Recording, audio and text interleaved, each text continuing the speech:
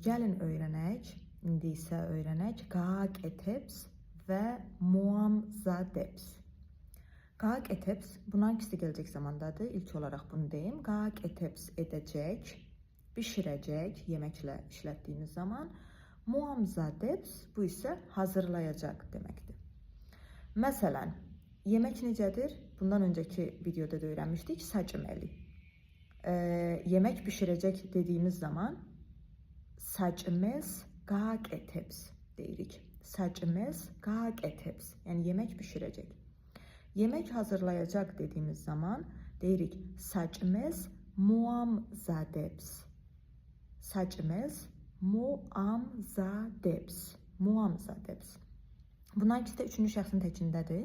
Gəlin indi biz bunları birinci şəxsin təkində və ikinci şəxsin təkində də öyrənək.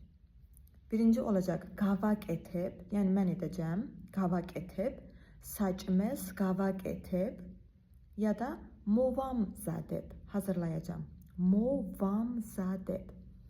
İkinci şəxsindəkində isə qaq eteb, yəni şen, sən, qaq eteb edəcəksən, muamzadeb hazırlayacaqsan.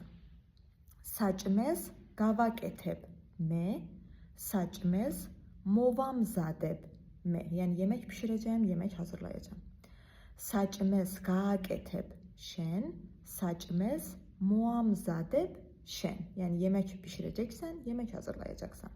Sən və üçüncü şəxsdə də öyrəndiyimiz kimi saçmez qaq etebs, is, saçmez muamzadebs, is, yəni yemək bişirəcək, yemək hazırlayacaq, o, üçüncü şəxsin tək.